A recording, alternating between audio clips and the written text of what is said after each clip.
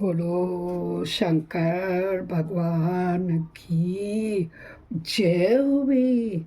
जय जय महाराज गणपति महाराज की जय हुई। शिव परिवार के दर्शन कीजिए। जिसे श्रवण कर मिट जाती है, जिसे श्रवण कर मिट जाती है, जन्म जन्म की व्यथा यही है शिव शंकर कथा। यही है भोले बाबा की कथा, यही है शिव शंकर की कथा, यही है भोले बाबा की कथा। दोस्तों, कल हमने शिव महापुराण का 12 अध्याय तक अध्ययन किया था। आज हम 13वें में प्रवेश करने जा रहे हैं। उससे पूर्व आइए सभी देवी देवताओं का आवाहन करें।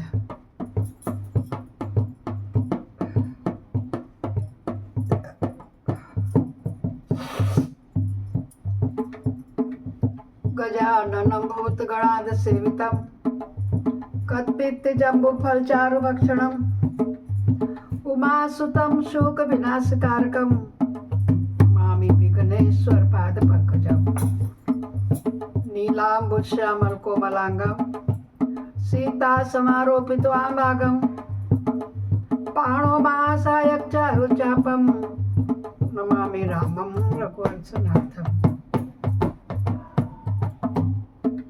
कर्पूरगौरं करुणावतारं संसारे सारं भुजगेन्द्रहारं सदा वसन्तं विद्यारविन्दे भवं भवानी सहितं।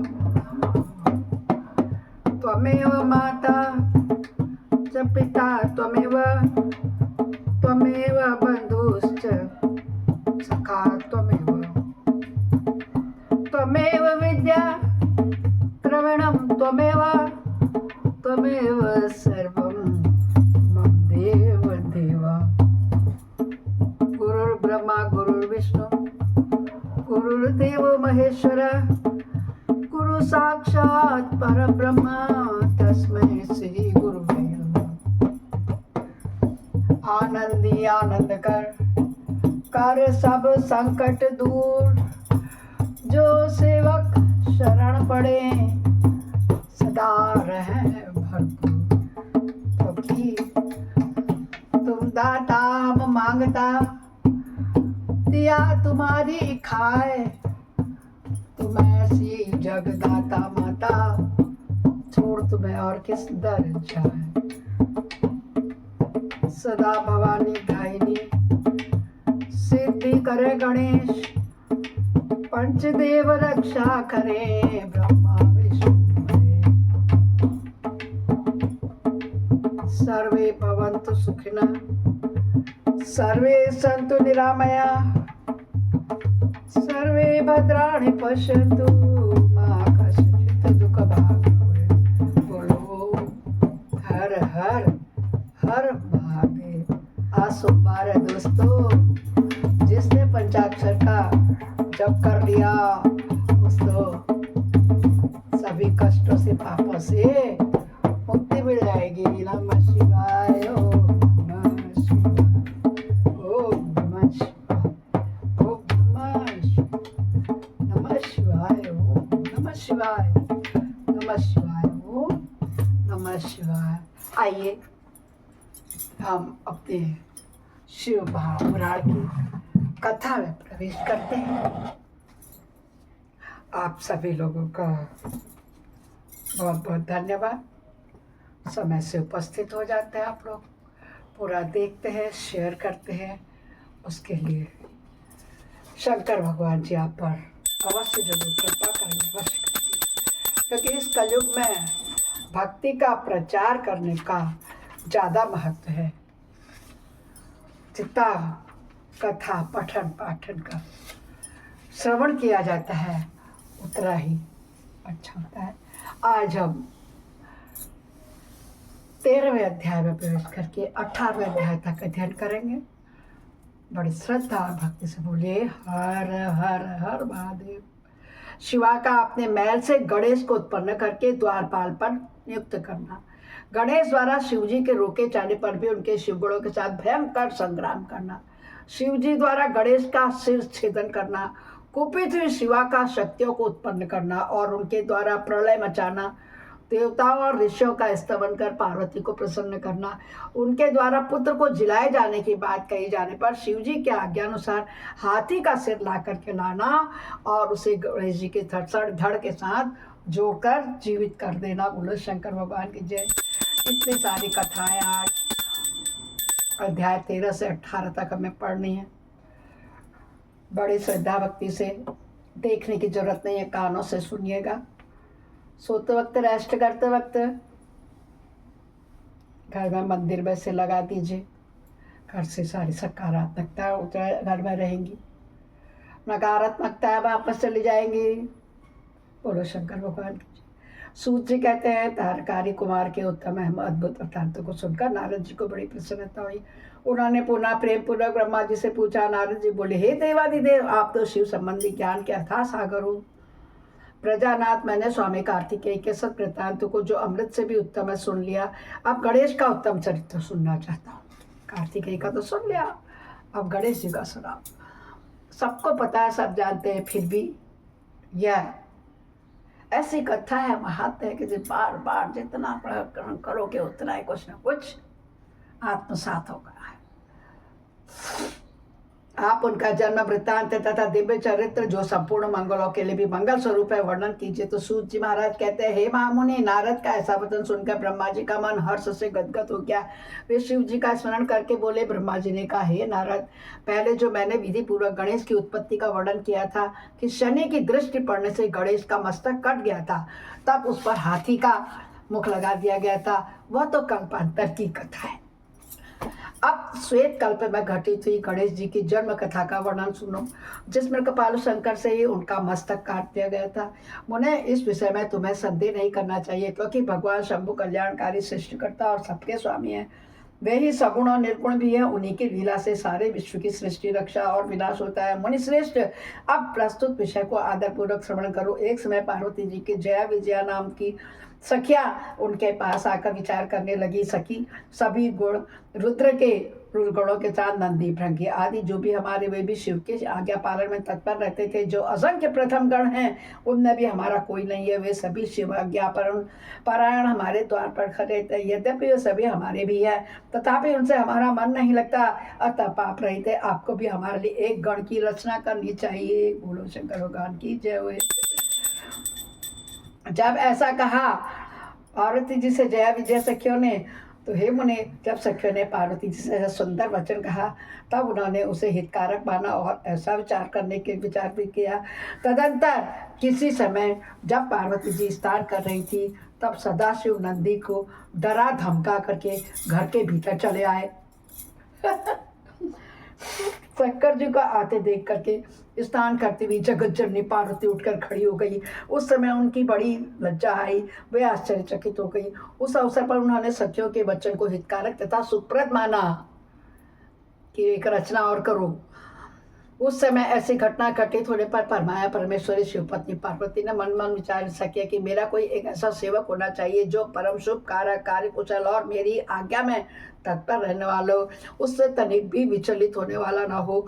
यह विचार कर पार्वती जी ने अपने शरीर की मैल से एक चेतन पुरुष का निर्माण किया जो संपूर्ण शुभ लक्षणों से संयुक्त था। उसके सभी अंग सुंदर और दोष रहित थे। उसका शरीर विशाल, परम शोभायमान और महान बल पराक्रम से संपन्न था। देवी ने उसे अनेक प्रकार के वस्त्र तथा नाना प्रकार के आभूषण और बहुत से उत्तम आशीर्वाद देकर कहा, तुम मेरे पुत्र हो। किसकी? गणेश जी की सृष्टि की। मेरे अपने ही हो, तुम्हारे समान प्यारा मेरा यहाँ कोई दूसरा नहीं होगा। पार्वती के ऐसा कहने पर वह पुरुष उन्हें नमस्कार करके बोला। गणेश ने कहा, माँ आज आपको कौन सा कार्य आ पड़ा है, मैं आपके कथनानुसार उसे पूरा करूंगा। गणेश के यूँ कहने पर पार्वती जी ने अपने पुत्र को उत्तर देते हुए कहा। शिवा ने कहा, तात तुम मेरे पुत्र हो, मेरे अपने हो, अतः तुम मेरी बात सुनो। आज से तुम मेरे द्वारपाल हो जाओ। सतपुत्र मेरी आज्ञा के बिना कोई भी हठपूर्वक मेरे महल के भीतर प्रवेश करने न पाए, चाहे वह कहीं से भी आए, कोई भी हो। बेटा, यह मैंने तुमसे बिल्कुल सत्य सत्य बात कह दी। अब वो आज्ञाकारी बालक है, तो उसका पिता भी आया, तो वो क्या जाने कौन है उसका पिता। कहानी सबको पता है, फिर भी बड़े प्यार से सुनिए। ब्रह्मा जी कहते हैं, हे मुने, यह कहकर पार्वती ने गणेश के हाथ में एक सुदृढ़ छड़ी दे दी। उसी से वह उनके सुंदर रूप को निहार कर पार्वती हर्षमग्न हो गई। उन्होंने परम प्रेम पूर्वक अपने पुत्र का मुख चूमा और कपा पर वापस वो छाती से लगा लिया। फिर दंडधारी गणराज को अपने द्वार पर स्थित कर दिया। बेटा नारद, तदंतर पार्वती नंदन महावीर गणेश पार्वती की हित कामना से हाथ में छड़ी लेकर गृह द्वार पर पहरा देने लगे। उधर शिवा अपने पुत्र गणेश को अपने दरवाजे पर नियुक्त करके स्वयं सखियों के साथ स्नान करने लगी। मुनि श्रेष्ठ, इसी समय भगवान शिव जी जो परम कौतिकी तथा नाना प्रकार की लीलाएं रचने में निपुण है, द्वार पर आ पहुंचे। गणेश उन पार्वती को पति को पहचान तो थे नहीं, अतः बोल उठे, देव माता की आज्ञा के बिना तुम अभी भीतर न जाओ। माता स्नान कर बैठी है, तुम कहाँ जाना चाहते हो, इस समय यहाँ से हट जाओ। यो कहकर गणेश जी ने उन्हें रोकने के लिए छड़ी हाथ में ले ली। उन्हें ऐसा करते देख शिव जी बोले, हे मूर्ख, तू किसे रोक रहा है दुर्बुद्धे, क्या तुझे मुझे नहीं पहचानता? मैं शिव के अतिरिक्त और कोई नहीं हूँ, यानी कि मैं तेरा पिता हूँ। फिर महेश्वर के गण उसे समझाकर हटाने के लिए वहाँ आए और गणेश से बोले, सुनो, हम मुख्य शिवगण ही द्वारपाल हैं और सर्वव्यापी भगवान शंकर की आज्ञा से तुम्हें हटाने के लिए आए हैं। तुम्हें भी गण समझकर हम लोगों ने मारा नहीं है, अन्यथा तुम कब के मारे गए होते। अब कुशल इसी में है कि तुम स्वतः ही दूर हट जाओ, क्या व्यर्थ अपनी मृत्यु को बुला रहे हो। ब्रह्मा जी कहते, हे मुने, यो कहने पर तो गिरिजानंदन गणेश निर्भय बने रहे। उन्होंने शिवगणों को फटकारा और दरवाजे को नहीं छोड़ा। तब उन सभी शिवगणों ने शिव जी के पास जाकर सारा वृत्तांत उन्हें सुनाया। मुने उनसे सब बातें सुनकर संसार के गति स्वरूप अद्भुत लीला विवारी महेश्वर ने अपने गणों को डांट कर कहने लगे। महेश्वर क्या बोले, हे गणों, ये कौन है? जानते हैं शिव जी, क्या जिनका मैंने सिर मस्तक अलग करना है और हाथी का लगाना है, तो अपने उनको डांट रहे हैं। गणों को कह रहे कि ये कौन है गणेश, इतना उच्छृंखल होकर शत्रु की भांति बक रहा है। इस नवीन द्वारपाल को दूर भगा दो। तुम लोग नपुंसक की तरह खड़े होकर इसका वृतांत तो मुझे क्यों सुना रहे हो? विचित्र लीला रचने वाले अपने स्वामी शंकर यो कहने पर गण पुनः वही गण लोग लौट आए। तदंतर गणेश द्वारा पुनः रोके जाने पर शिव जी ने गणों को आज्ञा दी कि तुम पता लगाओ यह कौन है और वह क्यों ऐसा कर रहा है। गणों ने पता लगाकर बताया कि ये गिरिजा कुमारी के पुत्र हैं, द्वारपाल रूप में बैठे हुए हैं।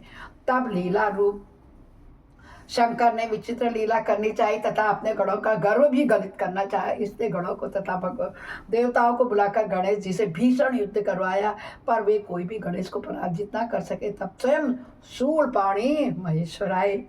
गणेश जी ने माता के चरणों को स्मरण किया, तब शक्ति ने उन्हें बल प्रदान कर दिया। सभी देवता शिव जी के पक्ष में आ गए और घोर युद्ध करने लगे। अंततोगत्वा स्वयं शूलपाणी महेश्वर ने आकर त्रिशूल से गणेश जी का सिर काट दिया।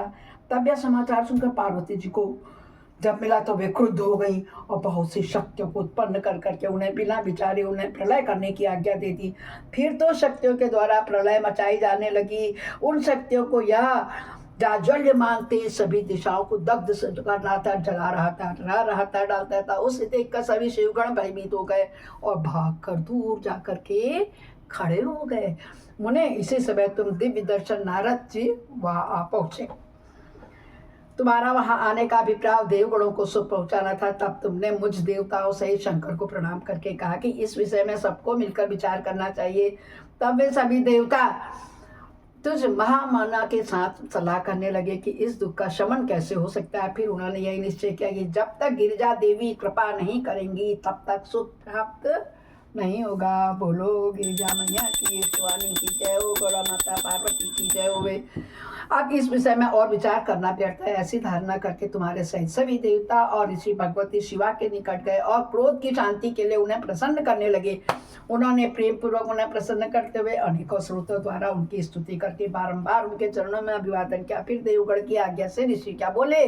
देवर्षियों ने कहा कि जगदम्बे तुम्हें नमस्कार है, हे शिवपत्नी तुम्हें प्रणाम है, चंडी की तुम्हें हमारा अभिवादन प्रणाम दो, कल्याणी तुम्हें बारंबार प्रणाम है, अम्बे तुम्हें आदि शक्ति हो, तुम्हें सदा शक्ति हो, सारी सृष्टि की निर्माण करते हो, पालिका शक्ति हो, संहार करने वाली हो, देवेशी तुम्हारे कोप से सारी त्रिलोकी की विकल हो रही है, अब प्रसन्न हो जाओ और क्रोध की शांति करो। हे देवी, हम लोग तुम्हारे चरणों में मस्तक झुकाते हैं। तो ब्रह्मा जी कहते हैं, हे नारद, और तुम सभी ऋषियों द्वारा स्तुति किए जा रहे पर भी परा देवी पार्वती ने उनकी ओर क्रोध भली दृष्टि से देखा किंतु कुछ कहा नहीं। तब उन ऋषियों ने पुनः उनके चरण कमलों में सिर झुकाया और भक्ति पूर्वक हाथ जोड़कर पार्वती जी से निवेदन किया। ऋषियों ने कहा, हे देवी, अभी संहार होना चाहता है, अतः क्षमा करो अंबिके, तुम्हारे स्वामी शिव भी तो यहीं स्थित है, तनिक उनकी ओर तो दृष्टिपात करो। हम लोग ये ब्रह्मा, ये विष्णु आदि देवता, सारी प्रजा सब तुम्हारे ही और व्याकुल होकर अंजलि बांधे हुए तुम्हारे सामने खड़े हुए। हे परमेश्वरी, इन सब का अपराध क्षमा करो शिवे, अब इन्हें शांति प्रदान करो, प्रलय को बंद करो, प्रलय को। ब्रह्मा जी कहते हैं, हे मुने, सभी देवर्षियों कहकर अत्यंत दीन भाव से व्याकुल होकर हाथ जोड़कर चंडिका के सम्मुख खड़े हो गए। उनका ऐसा कथन सुनकर चंडिका प्रसन्न हो गई, उनके हृदय में करुणा का संचार हो गया। तब वे ऋषियों से क्या बोली? देवी माँ बोली, ऋषियों, यदि मेरा पुत्र जीवित हो जाए और तुम लोगों के मध्य पूजनीय मान लिया जाए तो संहार नहीं होगा। जब तुम लोग इसे सर्वाध्यक्ष का पद प्रदान कर दोगे तभी लोक में शांति हो सकती है, अन्यथा तुम्हें सुख प्राप्त नहीं हो सकता है। ब्रह्मा जी कहते हैं, हे मुने, पार्वती के यह कहने पर तब सभी ऋषियों ने उन देवताओं के पास आकर सारा वृत्तांत कह सुनाया। उसे सुनकर इंद्र आदि सभी देवताओं के चेहरे पर उदासी छा गई कि वे शंकर जी के पास गए, क्योंकि वही जीवित कर सकते हैं। काल देव, महादेव वही तो है, महाकाल, वही जीवन दे सकते हैं, वही जीवन ले सकते हैं। वे शंकर जी के पास गए और हाथ जोड़कर उनके चरणों में नमस्कार करके सारा समाचार निवेदन कर सुनाया। देवताओं का कथन सुनकर शिव जी ने कहा, ठीक है, जिस प्रकार सारी त्रिलोकी को सुख मिले वही करना चाहिए, अतः आप उत्तर दिशा की ओर जाना और जो जीव सबसे पहले मिले उसका सिर काटकर उस बालक के शरीर पर जोड़ देना चाहिए। ब्रह्मा जी के कहते हैं, मुने, तदंतर शिव जी की आज्ञा पालन करने वाले उन देवताओं ने सारा कार्य संपन्न किया। उन्होंने उस शिशु शरीर को धो पोछ कर विधि पूर्वक उसकी पूजा की। फिर वे उत्तर दिशा की ओर गए। वहां उन्हें पहले एक दांत वाला एक हाथी मिला। उन्होंने उसका सिर लाकर उस शरीर पर जोड़ दिया। हाथी के उस शरीर को संयुक्त कर देने के पश्चात सभी देवताओं ने भगवान शिव आदि का प्रणाम करके कहा कि हम लोगों ने अपना काम पूरा कर दिया है, अब जो करना शेष है उसे आप लोग पूर्ण कर दीजिए। ब्रह्मा जी कहते हैं, तब शिवाज्ञा पालन संबंधी देवताओं की बात सुन करके सभी देवों और पार्षदों को महान आनंद हुआ। तत्पश्चात ब्रह्मा, विष्णु आदि सभी देवता अपने स्वामी निर्गुण स्वरूप भगवान शंकर को प्रणाम करके बोले, हे स्वामी, आप महात्मा के जिस तेज से सभी उत्पन्न हुए हैं, आपका वही तेज वेद मंत्र के अभियमों से इस बालक में प्रवेश करे। इस प्रकार सभी देवताओं ने मिलकर वेद मंत्र द्वारा जल को अभिसंतरित किया। फिर शिव जी का स्मरण करके उस उत्तम जल को बालक के शरीर पर छिड़क दिया। उस जल का स्पर्श होते ही वह बालक स्वेच्छा से शीघ्र ही चेतना युक्त हो गया, जीवित हो गया और सोए हुए की तरह उठ बैठा, मानो कि जैसे सोया हुआ था। उसका मुख हाथी का सा था, शरीर का रंग हरा हरा था और चेहरे पर प्रसन्नता खेल रही थी। उसकी आकृति कमनीय थी और उसकी सुंदर प्रभा फैल रही थी। मुनीश्वर पार्वती नंदन उस बालक को जीवित देखकर वहां उपस्थित सभी लोग आनंदमग्न हो गए और सारा दुख विलीन हो गया। तब हर्ष विभोर होकर सभी लोगों ने उस बालक को पार्वती जी को दिखाया। अपने पुत्र को जीवित देखकर पार्वती जी बहुत ही प्रसन्न। बोलो हर हर हर महादेव। इस प्रकार आज हमने रुद्र संहिता के चतुर्थ खंड का अध्याय 13 से लेकर 18 तक अध्ययन किया। शंकर भगवान ने गणेश जी को पुनर्जीवन दान दिया। बोलो हर हर महादेव।